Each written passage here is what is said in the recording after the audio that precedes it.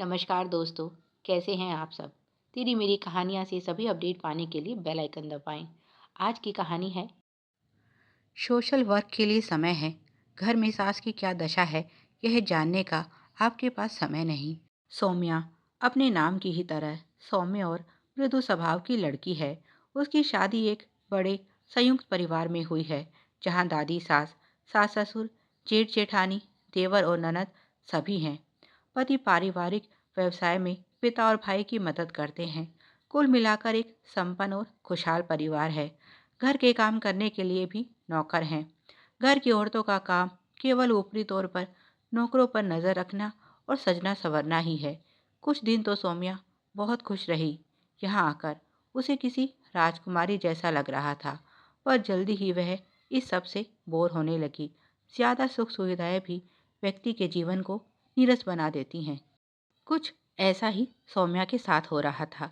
जेठानी और सास के पास अपनी सहेलियां थी और उनकी कभी किटी पार्टी, कभी बर्थडे पार्टी, कभी वीकेंड पार्टी होती रहती थी। सास कुछ सोशल ग्रुप से भी जुड़ी हुई थी। कुल मिलाकर दोनों के पास घर के लिए बिल्कुल समय नहीं था। सौम्या से भी बस दुआ सलाम से ज्यादा बातचीत नहीं होती थी। संपन्न तो सौम्या का मायका भी बहुत था। हर काम के लिए नौकर थे, पर फिर भी माँ ने यह सोचकर कि लड़की जात है, क्या पता कल को ससुराल कैसा मिले, उसे सारी गृहस्थी का ज्ञान दिया था। अपने घर में तो वह घर की नौकरानी के साथ मिलकर खाना भी बनाती थी, पर यहाँ उसका रसोई में जाना मना था। सास विमला जी बड़ी रौबदार थी। घर में सभी उनसे डरते थे। यहाँ तक कि ससुर जी भी उनके सामने कम ही बोलते थे। खाने की टेबल पर जब सारा परिवार इकट्ठा होता, तब हंसी ठिठोली की जगह सन्नाटा पसर जाता।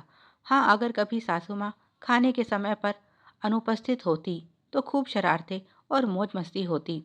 देवर हॉस्टल में रहकर पढ़ रहा था और ननद का रिश्ता पक्का हो चुका था। उसे ना तो नौकरी की ज़रूरत थी और ना ही घर का काम करने की, इसीलिए दिन भर मोबाइल में लगी रहती। सौम्या ने सुना था उसकी ननद का होने वाला ससुराल तो यहाँ से भी कहीं ज़्यादा ऊपर है। घर में सास के इस रौब का कारण भी था। असल में उसके ससुर जी घर जमाई हैं। यह सारा कारोबार उसकी सास के पिताजी का है। बेटी के अलावा उनकी कोई संतान नहीं थी, इसीलिए उन्होंने बेटी विदा करने की बजाय घर जमाई लाना ज्यादा उचित समझा। सासू माँ कभी अपने ससुराल गई ही नहीं और ना ही उन्होंने अपने ससुराल वालों से ज्यादा मेल मिलाप रखा, क्योंकि हैसियत में वह उनके सामने कहीं नहीं ठहरते थे। वैसे तो ससुर जी के दो भाई और भी हैं, इनके जितने संपन्न नहीं, पर दाल रोटी आराम से चल रही है। उनके बच्चे भी सयाने हो चुके हैं और सभी की शादियां हो चुकी हैं।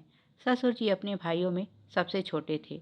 पिताजी के मरने के बाद उनकी माँ ज्ञान देवी की देखभाल भाई भाभी ठीक से नहीं कर रहे थे, इसीलिए वह माँ को अपने साथ ले आए। विमला जी को उनके इस फैसले से कोई एतराज नहीं था। उन्होंने खुद तो सास की सेवा कभी नहीं की। हाँ, उनकी देखभाल के लिए एक नौकरानी ज़रूर रखी है। उनका कमरा घर में सबसे ऊपरी मंजिल पर है। वह कभी नीचे नहीं आती। उनका खाना, दवाइयाँ और देखभाल सभी कुछ नौकरानी पर है। सौम्या की शादी को 2 महीने होने वाले थे। उसे इतना तो पता था कि दादी सास की तबीयत खराब रहती है, इसीलिए वह नीचे नहीं आ सकती, पर बाकी सदस्य भी उनके पास नहीं जाते थे। हाँ, ससुर जी ज़रूर दिन में एक चक्कर उनके कमरे का लगा कर आते थे। सौम्या को भी ले जाया गया था उनके पास जब वह शादी करके आई थी। उन्होंने उस पर ढेरों आशीर्वादों की छड़ी लगा दी थी, पर उसके बाद दोबारा वह उनके कमरे में नहीं गई। आज पता नहीं वह क्या सोचकर ऊपर वाले कमरे में चली आई। दादी सास उसे देखकर बहुत खुश हुई। बहुत देर तक सौम्या उनके साथ बैठी बातें करती रही। जब वह लौट कर आने लगी तो दादी बोली, बहू आती रहा करो, वर्षों बाद कोई मुझे यहाँ मिलने आया है। बहुत अच्छा लगा तुमसे बात करके। सौम्या मुस्कुराई और बोली, जी दादी, अब मैं रोज़ आऊँगी। और उसके बाद सौम्या और उनमें अच्छी दोस्ती हो गई। रोज़ ही वह दिन में उनके पास जाने लगी, पर जल्दी ही उसकी सास को यह खबर मिल गई और उन्होंने सौम्या से कहा, बहू तुम उस कमरे में क्यों जाती हो? सौम्या सोचने लगी, यह कैसा सवाल हुआ, और वह बोली, माँ जी, दादी भी इस घर की सदस्य हैं। वह खुद को बहुत अकेला महसूस करती हैं, इसीलिए मैं कुछ समय उनके पास बैठ आती हूँ। इसमें भला आपको क्या आपत्ति हो सकती है? विमला जी बोली, बहू, आपत्ति है तभी तो बोल रही हूँ। तुम क्यों बेवजह उन्हें बिगाड़ रही हो? सुना है तुम उनके लिए अपने हाथों से खाना बनाकर ले जाती हो। क्या तुम नहीं जानती उनकी देखभाल के लिए नौकरानी है? तुम्हारे लाड प्यार के कारण वह उल्टा सीधा खाने लगी हैं, जिसका खामियाजा वह उठा रही है। तुम्हारी दादी सास बिना किसी सहारे के अपने नित्य कर्म करने में भी असमर्थ है। ऐसे में वह बिस्तर खराब कर देती हैं। नौकरानी परेशान हो चुकी है और छोड़कर जाने की धमकी दे रही है। इसीलिए अच्छा होगा कि तुम अब उस कमरे में जाना बंद कर दो। उन्हें क्या देना है और क्या नहीं, कमला अच्छी तरह से जानती है। सौम्या बोली, माफ़ कीजिए माँ जी, आप इस तरह उन्हें नौकरानी के भरोसे कैसे छोड़ सकती हैं? यह मत भूलिए वह आपकी सास हैं और बहू होने के नाते आपका यह कर्तव्य बनता है कि आप उनकी सेवा करें। वैसे तो आप अखबारों में तस्वीर के लिए बहुत दान पुण्य करती हैं, पर घर पर सास की क्या दशा है यह जानने का आपके पास समय नहीं। क्या आप जानती हैं कमला उन्हें भरपेट खाना भी नहीं देती, खाने के नाम पर केवल खिचड़ी दलिया देकर अपने कर्तव्य की इतिश्री कर देती है। आप ही बताइए, क्या यह अच्छा लगता है? यहाँ नीचे हम पूरा परिवार भरपेट खाएं और उधर दादी जी भूख से तड़पती रहें। आपने उनके लिए नौकरानी की व्यवस्था की, बहुत अच्छा किया, पर वह अपना काम ठीक से कर भी रही है या नहीं, यह जानकारी रखना भी तो उतना ही ज़रूरी है। उसकी बात सुनकर कमला गुस्से में भरकर बोली, देखा मालकिन, जब बहू रानी आपकी बात नहीं सुनती तो मैं तो एक मामूली सी नौकर हूँ। मुझे तो आप माफ़ कीजिए और मेरा हिसाब कर दीजिए। अगर बहू रानी को इतनी ही चिंता है दादी की तो खुद उनकी सेवा क्यों नहीं करती? सौम्या बोली, ठीक है, कल से तुम्हें आने की ज़रूरत नहीं। हम अपने घर के बड़े बुजुर्गों का ध्यान रखना जानते हैं। विमला जी बोली, बहू, बहुत बड़ी बात बोल रही हो। एक बार अगर कमला चली गई तो फिर नहीं आएगी। तुम कुछ समय तो दादी के साथ बिता सकती हो, पर दिन रात उनके साथ नहीं रह सकती। उन्हें तो रात में भी किसी समय नौकरानी की ज़रूरत पड़ सकती है। अच्छा होगा कि तुम इस मामले में दखल अंदाजी करना बंद करो। जब बड़ी बहू उस कमरे से दूर रह सकती है तो तुम क्यों नहीं? कल से तुम वहाँ नहीं जाओगी। सास ने अपना आदेश सुना दिया। सौम्या ने कुछ कहना चाहा, पर उन्होंने चुप करा दिया। कमला बहुत खुश हुई अपनी विजय पर, क्योंकि जब से सौम्या ने दादी के पास जाना शुरू किया था उसका काम बढ़ गया था। उसे रोज़ ही दादी को नहलाना पड़ता, उनका कमरा साफ रखना पड़ता, जबकि पहले वह उन्हें अपने हिसाब से कई कई दिनों में नहलाती और कमरा भी अपनी सुविधानुसार साफ करती। उन्हें खाना भी अपने हिसाब से देती। दादी पैरालिसिस के कारण बिस्तर पर थी। पहले जब अपने बड़े बेटों के साथ रहती थी तब दोनों बहुएं उनसे दूर भागती थी। यहाँ उनकी सेवा के नाम पर नौकरानी मोटी रकम ले रही थी, पर काम वही कर रही थी। ऐसा नहीं था कि दादी का अपने शौच और मल पर नियंत्रण नहीं था, पर वह कमला को पुकारती रहती और कमला सुनकर भी अनसुना कर देती और फिर अपनी मालकिन के सामने यह जता देती कि दादी का खुद पर नियंत्रण नहीं और वह बिस्तर गंदा कर देती हैं। इसीलिए वह उनके लिए अलग से खाना बनाती है जो उनके लिए अच्छा है, और सास खुश हो जाती कि नौकरानी होकर भी कमला उनकी सास का कितना ध्यान रखती है। बेचारी उनका मल मूत्र भी साफ करती है, उनके लिए खाना भी बनाती है, उन्हें नहलाना, कपड़े बदलना, उनके कमरे की साफ सफाई बहुत मेहनत करती है और इसके बदले में वह उसे मोटी तनख्वाह देती। कमला बातों बातों में उन्हें यह भी जता देती कि नौकरानी के बिना दादी का एक दिन भी काम नहीं चल सकता।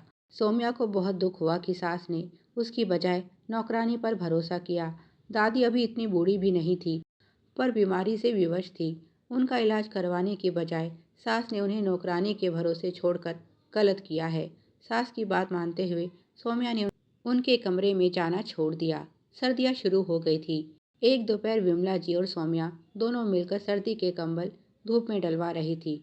उन्हें काफ़ी देर से दादी की आवाज़ सुनाई दे रही थी। वह कमला को पुकार रही थी, पर शायद कमला उनके पास नहीं थी। सौम्या ने सास की तरफ देखा और उनसे सहमति मिलते ही दादी के कमरे में चल पड़ी। पीछे पीछे विमला जी भी थी। कमरे में दुर्गंध फैली हुई थी और कमला आसपास कहीं नहीं थी। दादी ने सौम्या को देखा तो उनकी आंखें छलक पड़ी और बोली, बहू, कब से मैं कमला को बुला रही हूँ, सुबह से मुझे इस हाल में छोड़ रखा है। विमला जी कमरे में आई तो दुर्गंध के कारण साड़ी के पल्लू से मुंह ढक लिया। देखा तो सौम्या दादी को सहारा देकर बाथरूम में लेकर गई और उन्हें साफ करके सोफे पर बैठा दिया। विमला जी ने देखा बिस्तर गंदा हो चुका है। वह बोली, रुको बहू, मैं कमला को देखती हूँ। वह कमला को ढूंढती हुई आगे बढ़ी तो कुछ दूर कमला किसी से फोन पर बात करती सुनाई दी। बुढ़िया ने सुबह से शोर मचा रखा है, पर मैं भी कम नहीं, पूरी सजा दूंगी उसे। बेटा बहू के सामने मेरी बहुत चुगली कर रही थी, पर मैंने भी बड़ी मालकिन के सामने ऐसा नाटक रचाया कि उसका कमरे में आना ही बंद करवा दिया। अब सुबह से पड़ी है गंद में और वह हंसने लगी। तभी सौम्या अचानक से वहां आई और उसके हाथ से मोबाइल छीनकर एक जोरदार थप्पड़ उसे लगा दिया। तो तू दादी से अपना बदला निकाल रही है। विमला जी को इस अप्रत्याशित घटना की आशा नहीं थी। उन्होंने सौम्या को ही रोका। रुक जाओ बहू, अब इसकी असलियत सामने आ चुकी है। सेवा के नाम पर यह हमें बेवकूफ़ बनाती रही। इसे तो मैं पुलिस के हवाले करूंगी। कमला डर गई और हाथ पांव जोड़कर माफ़ी मांगने लगी। आवाज़ सुनकर घर के बाकी सदस्य भी ऊपर आ गए। कमला को दादी के सामने ले जाया गया, क्योंकि उसे सज़ा देने का केवल उन्हें ही हक था। पर दादी ने उसे माफ़ कर दिया और बोली, इसके भी बाल बच्चे हैं। अगर यह जेल चली गई तो उनका क्या होगा, इसे जाने दो। सौम्या बोली, दादी जी, हम माफ़ी चाहते हैं। आपके असली गुनहगार हम हैं। पूरे परिवार के बीच रहते हुए भी आपके साथ इतना सब कुछ हो गया और हमें पता भी नहीं चला। यह सब हमारी लापरवाही है। हमें उस पर इतना भरोसा करना ही नहीं चाहिए था। विमला जी बोली, सही कहा बहू तुमने। नौकरों पर आंख बंद करके भरोसा नहीं करना चाहिए। सासू माँ मेरी जिम्मेदारी थी, इसीलिए सबसे बड़ी दोषी मैं हूँ। माँ जी, मुझे माफ़ कर दीजिए। अब से मैं खुद और मेरी दोनों बहू मिलकर आपकी देखभाल करेंगे। नौकरों के भरोसे नहीं छोड़ेंगे। आज सास की बात सुनकर सौम्या बहुत खुश हुई और बोली, इस काम में मैं आपके साथ हूँ माँ जी। अब हम अपनी दादी को अकेला नहीं छोड़ेंगे। और कमला को निकाल दिया गया। अब विमला जी ने दादी की सारी जिम्मेदारी सौम्या बहू को सौंपी है। काम तो उनका अभी नौकरानी ही करती है, पर सौम्या की देख रेख में घर के बाकी सदस्य भी उनसे मिलने आते रहते हैं। साथ ही साथ उनका इलाज भी शुरू हुआ है। परिणाम कुछ बहुत ज़्यादा अच्छे तो नहीं हैं, पर फिर भी सौम्या की कोशिश जारी है और उसे उम्मीद है दादी इतना इम्प्रूव तो कर ही लेंगी कि अपने नित्य कर्मों के लिए दूसरों पर निर्भर नहीं रहेंगी। और यही सबसे अच्छी बात होगी। प्यारे दर्शकों, आप सभी की सुविधा के लिए चैनल पर सैकड़ों कहानियाँ विभिन्न प्लेलिस्ट के रूप में उपलब्ध हैं। उन्हें भी पढ़ें और अपना प्यार दें। धन्यवाद। Please like, share and subscribe. Thanks for watching.